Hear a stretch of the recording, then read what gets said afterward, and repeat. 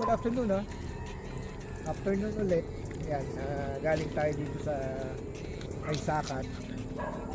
Yan.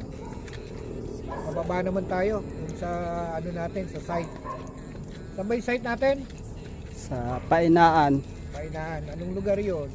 Barangay San Jose. San Jose. Yan si Gerald. Ha? Body.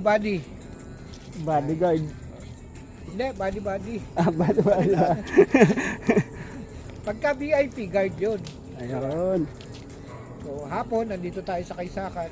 Kaysakan na to is Andres Properties. Our beloved boss. Yan. Ganda rito, malamig. So, ngayon, pupunta naman tayo sa sa site natin, dun sa baba. Sa Baras.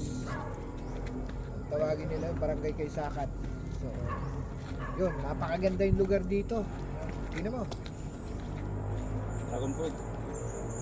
Yun.